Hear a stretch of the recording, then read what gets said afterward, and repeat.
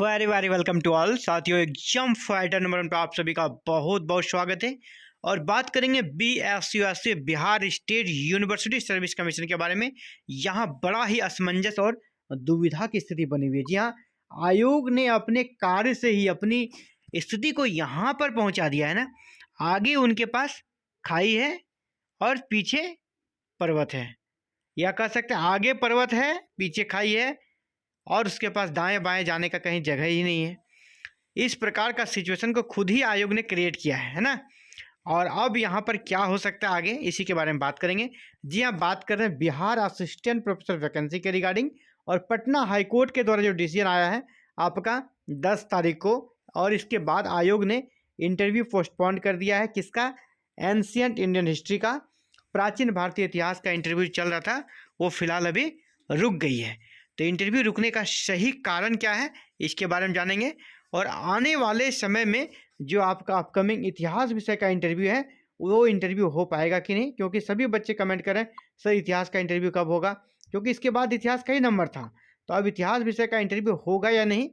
और इसके साथ ही इस पर भी बात करेंगे कि किस किस विषय का इंटरव्यू अब रद्द होने वाला है, क्योंकि मामला सेम है। जो मामला प्राचीन भारतीय इतिहास को लेकर है उसी तरह का मामला अन्य कई सारे विषयों को लेकर है। तो किस किस विषय का इंटरव्यू पोस्टपोन हो सकता है, स्टे लग सकता है इसी ग्राउंड पर, इसके बारे में हम लोग बात करेंगे। तो देखिए, चलिए ये क्या है अपडेट, पहले उसको देखिए। बहाली के बीच प्रक्रिया बदलने पर AIH यानी आपका एंशियंट इंडियन हिस्ट्री का 15 को होने वाला इंटरव्यू रद्द। क्यों रद्द हुआ है तो कारण आपको हेडिंग से समझ हो गया। बहाली के बीच है ना, जब नियुक्ति प्रक्रिया चल रही है इसके बीच में ही आप प्रक्रिया नहीं बदल सकते हैं ना। खेल के बीच में ही आप खेल के नियम को नहीं बदल सकते हैं।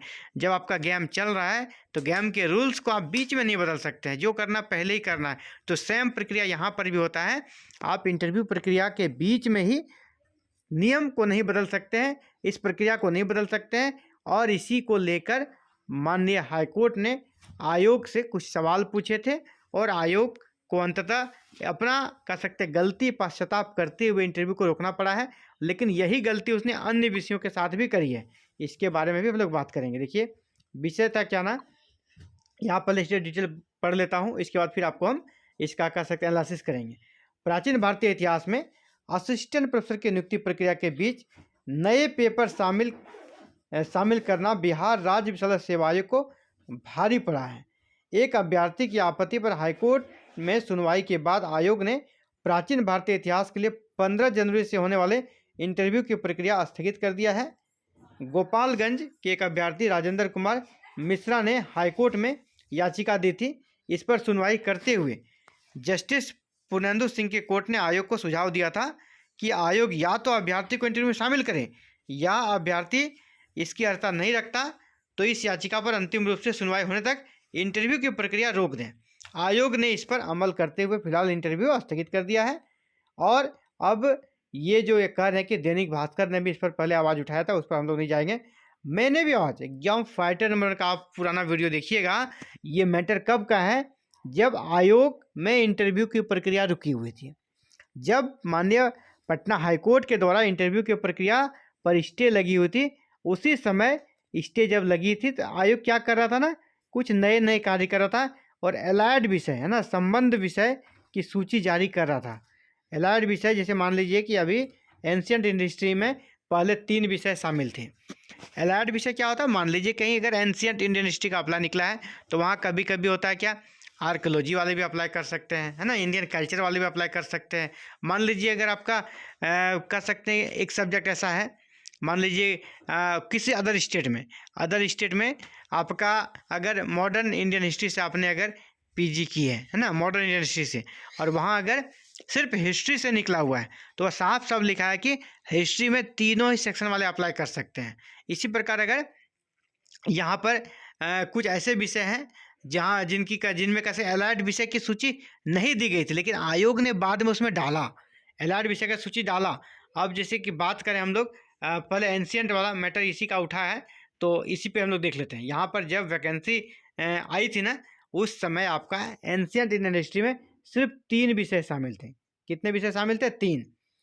तो जब विज्ञापन निकाला तो भारतीय इतिहास में प्राचीन भारत सिर्फ 3 विषयों को शामिल किया गया था। वो कौन से?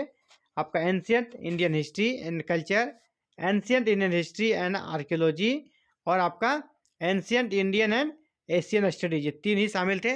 लेकिन बाद में इसमें और 11 विषयों को जोड़ा गया और 11 विषयों को जोड़ दिया गया, समझ सकते हैं। अब यहाँ एलाइड विषय की सूची कितनी होगी? 14। और ये कब डाला? बीच नियुक्ति प्रक्रिया में, ठीक है, नियुक्ति प्रक्रिया के बीच में ही डाल दिया। यानी एक सवाल मैंने उठाया था, आप हमारे वीडियोस को देखेंगे, जब ये नियुक्ति प्रक्रिया आपका फिर से आरंभ हो रही थी उसी समय मैंने कहा था, पटना हाईकोर्ट के स्टे के बाद जब ये आरंभ हो रही थी, पुराने वीडियो में देखिएगा, मैंने कहा था कि ये जो आपने और 11 सब्जेक्ट का को एलाइड विषय में शामिल किया, तो जब वैकेंसी निकली थी उस समय ये जो 11 सब्जेक्ट वाले अभ्यर्थी थे उसने तो आवेदन नहीं किया, उसने आवेदन नहीं किया ना। अभी आप उनको उसके विषय को शामिल कर रहे हैं तो उसको आवेदन करने का भी मौका मिलना चाहिए ना। उसके विषय को आज के डेट में आप शामिल कर रहे हैं तो उनको आवेदन करने का भी मौका मिलना चाहिए, यानी पोर्टल को ओपन करना चाहिए। तो ये तो आपने किया नहीं, तो एलाइड विषय शामिल करके क्या हुआ? जो अभ्यर्थी इन 11 विषयों में थे उसने तो अप्लाई किया ही नहीं। वो अभ्यर्थी थे क्या? नहीं थे, क्योंकि उनका विषय उस समय शामिल नहीं था, तो उसने आवेदन किया ही नहीं। आपने बीच में उसके कह सकते हैं उनके लिए इन विषयों को शामिल कर दिया, लेकिन जिसने गलती से या ज़बरदस्ती आवेदन कर दिया था वो तो उनके लिए तो ठीक हो गया, काम बन गया।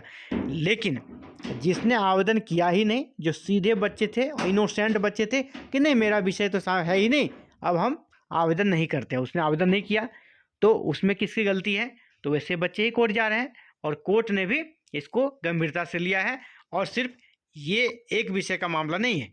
अभी चलिए हम लोग बात करेंगे इतिहास विषय को लेकर। बाद में कई विषय शामिल किए गए, ठीक है। इतिहास विषय में भी, इतिहास में 13 ऐसी डिग्रियों को दी मान्यता। इतिहास विषय में, एलाइड विषय में 13 विषयों को शामिल किया गया है, जो कि पहले नहीं था। जब वैकेंसी आई थी उस समय ये 13 विषय नहीं थे, उसको बीच वैकेंसी में 2 साल के बाद ऐड किया गया है ना, 2 साल के बाद ऐड किया गया है।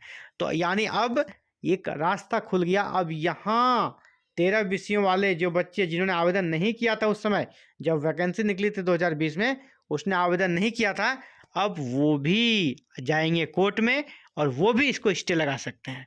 मैं बता रहा हूँ ना, वो भी स्टे लगा सकते हैं। और सिर्फ इतिहास का ही नहीं है, ऐसे सभी विषयों में, जितने विषय अभी अपकमिंग है ना, लगभग सभी विषयों में आयोग ने, जिसको कहते हैं जब खाली काम नहीं रहता है तो लोग कुछ ना कुछ करते रहते हैं, तो वही उस समय आयोग के पास काम नहीं था, इंटरव्यू प्रक्रिया ऑलरेडी रुकी हुई थी, लेकिन ये एलाइड विषय की सूची जारी लगातार करते जा रहे थे, सभी विषयों का इसने एलाइड सूची बढ़ाया, एलाइड सूची जारी किया। और इस एलाइड सूची के कारण ये जो संबंध विषयों की संख्या को जो बढ़ाया गया, वही अभी जी का जंजाल बन गया आयोग के लिए।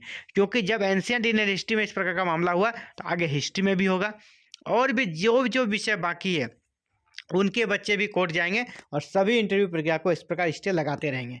तो ये कह सकते हैं आयोग बहुत ही दुविधा की स्थिति में। अब क्या होगा ये कहना मुश्किल है, ठीक है। ये कहना मुश्किल है। अब माननीय हाईकोर्ट आगे क्या डिसीजन लेता है, क्योंकि वहाँ भी आपका 27 जनवरी को डिसीजन होना है फाइनल। इसी बीच यहाँ इंटरव्यू प्रक्रिया को रोक दिया गया है। या तो आयोग को उनको शामिल करना होगा, पोर्टल ओपन करना होगा, ताकि जो नए एलाइड सब्जेक्ट को ऐड किया गया है इनके बच्चे भी इंटरव्यू प्रक्रिया में शामिल हो सके, उनके लिए पोर्टल को ओपन करना होगा। या फिर अंततः डिसीजन माननीय हाईकोर्ट को देना है, क्या इनके लिए व्यवस्थाएं की जाएगी। फिलहाल इंटरव्यू रुक गई है, तो इसी ग्राउंड पर अन्य विषयों की भी इंटरव्यू प्रक्रिया यहाँ पर रुकने की स्थिति में पहुँच सकता है, और इससे विलम्ब होगा। और किसको लॉस होगा? आयोग को कुछ नहीं होगा। आयोग में किसी को जॉब नहीं लेना है, कि कोई आयोग में बेरोजगार नहीं है, सब अच्छी खासी सैलरी लेकर वहाँ पैकेज लेकर बैठे हुए हैं। लॉस किसको होगा? अभ्यर्थी को। उनका समय जा रहा है, उनका टाइम जा रहा है, उनका करियर खतरे में पड़ रहा है, तो लॉस मिला जुला कर स्टूडेंट्स को है। तो चलिए, ये बड़ी अपडेट थी, आप सभी को देना था। बहुत सारे लोग कमेंट करे थे इस विषय का भी इंटरव्यू रुकेगा क्या, इसका भी रुकेगा क्या, क्या होगा? तो सारे सवालों का जवाब हमने देने का प्रयास किया। फिर भी अगर आपको कोई डाउट्स हो तो आप कमेंट कीजिएगा, आपको रिप्लाई देने का प्रयास करेंगे। हमारे टेलीग्राम चैनल या फिर व्हाट्सएप ग्रुप से हमसे जुड़ सकते हैं, वहाँ पर भी सवाल कर सकते हैं, आपको जवाब दिया जाएगा। साथियों, अगर चैनल पर नए, चैनल को सब्सक्राइब करें, बेल आइकन को प्रेस करके ऑल बटन को जरूर क्लिक कीजिएगा। Thank you. जय हिंद, जय भारत, जय बिहार।